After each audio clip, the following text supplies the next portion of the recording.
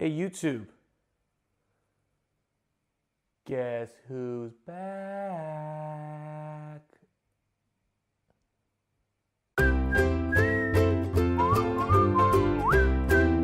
Hey guys, what's up? It's been a long time since I've posted anything on this channel, and a lot has happened since then. I've gotten married, we've gone traveling,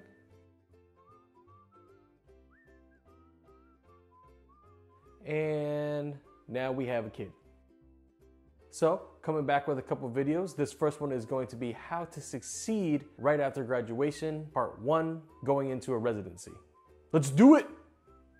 So talking to both the preceptor and the resident, they gave me 5 tips apiece. They kind of overlap a little bit, but there's some distinguishing differences between the two. So first off, the resident told me to build relationships with your peers and build relationships with the people that are currently working there, because you never know what you might need in the future. Pharmacy is a small world, and they may be able to help you build networks and relationships later on for possible career changes, possible job openings. Building your network from the get-go is going to help you get that later on in the future. Make an effort to get to know your peers, not only your co-residents, but the pharmacists that are currently working there, the directors, your preceptors, because even though you're a resident, these people are technically your peers. They're also your pharmacists. Get to know them a little bit better. It also helps de-stress a little bit when you know that they're on your side. These pharmacists and the preceptors are just trying to help you out and help you become the best pharmacist that you can be. And so get to know them, learn a little bit about them. You're going to be there for at least a year. Make your time enjoyable. Don't treat it as like a rotation in the sense that you are a student and they're telling you to do everything. Get to know them as a person, learn a little bit about them, spend some time with them, maybe outside of pharmacy as well. Go to happy hour, find activities for you to do. It's going to make your time there a little bit more enjoyable and a little bit more bearable.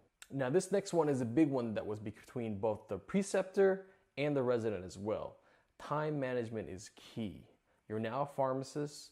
No one's going to be down the back of your neck telling you when your deadline is going to be or when something is due or when to have it done by.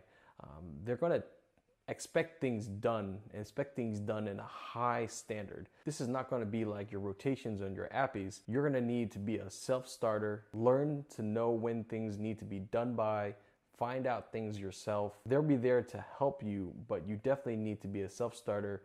You need to know how to manage your time well, decide what things need to be done first, when you're going to have some free time later on. Figure that out so that you won't fall behind and have this mountain of things to do at the last minute. Ask questions. It's okay if you don't know something. They're going to expect you not to know a lot of things. If you don't know how to do something, if you don't know how something works, ask someone. They'll be more than happy to help you out. They'll even see it as in a positive light because you know what you don't know and you're trying to make yourself better. You're not just guessing and just hoping that you have the right answer. Ask questions when you don't know. Ask questions about specific details, what is expected of you so that you're not missing on anything. Seek constructive criticism. Okay, so I asked and it said, isn't that the same thing as learning how to accept constructive criticism? And the answer was no, because you can accept constructive criticism, right? You can just say, hey, that presentation was done really badly. Okay. There's a difference. When you're seeking constructive criticism, you're actively going out of your way and saying, hey, what can I do to be better? What could I have done different? How can I improve? And I think these are questions that you need to continually ask. There's different tasks that you are given, and I think you always need to ask, how can I be better? Do I need to know my dosages better? Do I need to work on my presentation skills? Do I need to learn more on how to do a statistical analysis properly? These are questions that you need to continually ask and seek to be better. No one is going to be perfect, and you're not going to know everything straight out of school. It's important to actively seek constructive criticism on how to be a better pharmacist.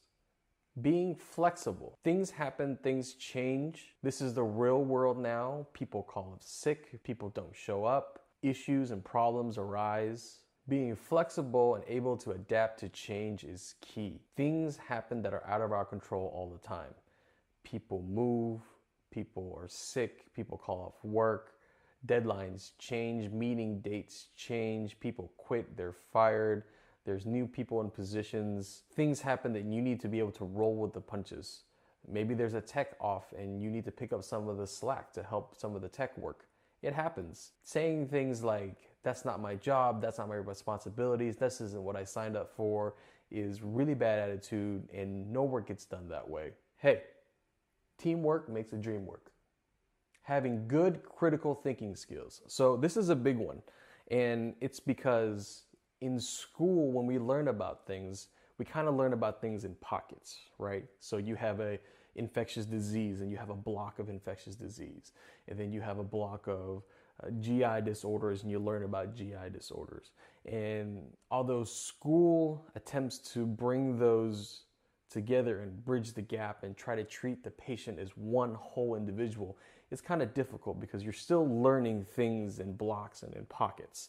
But when you get out into the real world, it's not like that anymore. Now you have a patient who is one whole being that has a lot of things going on and a lot of things that can affect each other. Just treating a patient's diabetes without checking something like their kidney functions isn't going to be conducive because you're not treating the whole patient. You could be causing future problems without looking at the patient as a whole. But in real life, all of these issues intertwine. And in addition, now you have a real human being with emotions and social issues and other things that may be going on outside of their health realm that could be affecting their health.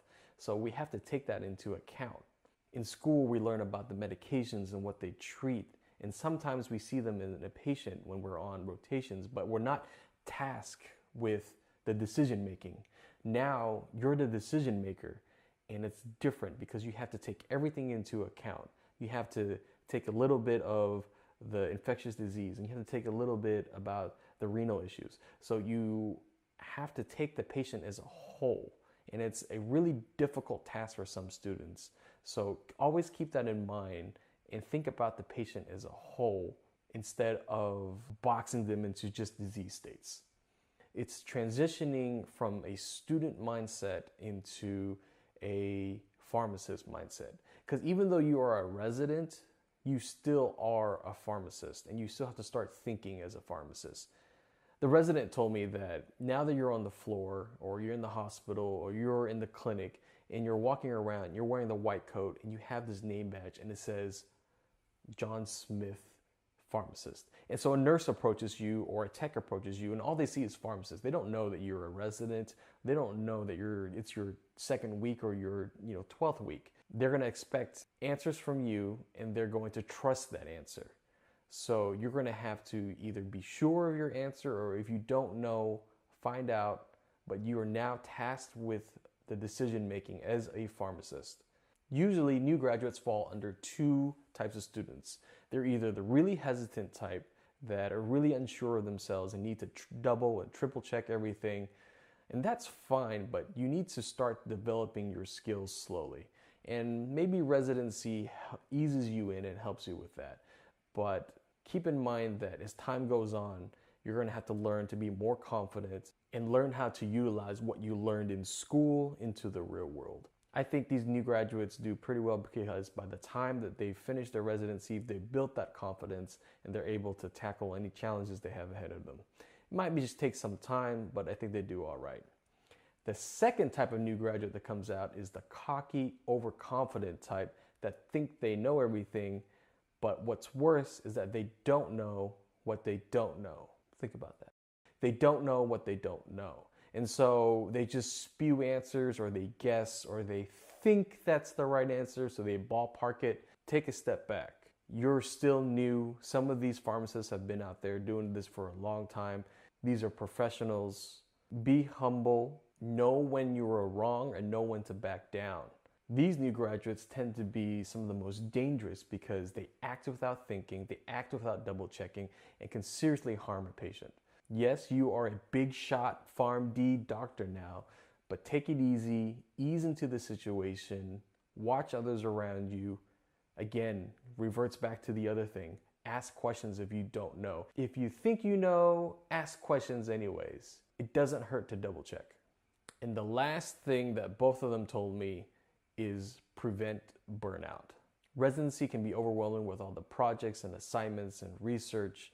It's a new situation you've never found yourself in before. It can be a little bit overwhelming. So what they told me is find ways for you to de-stress a little bit. Find something for you to do that's just for yourself. If you like going to the gym to de-stress, maybe reading a book, watching movies, cooking, working out, whatever that is, find something that's you a little bit each day to take away the stress of being in a residency. It's a long year and there's a lot expected from you. And if you're going 100 miles an hour the entire time, you're going to burn out and it's going to be tiring. So find ways to de-stress and make it a little bit more enjoyable. All right, guys, thanks for watching. Tell me what you thought about this video. Tell me what else you want to see. Leave the comments below. See you next time.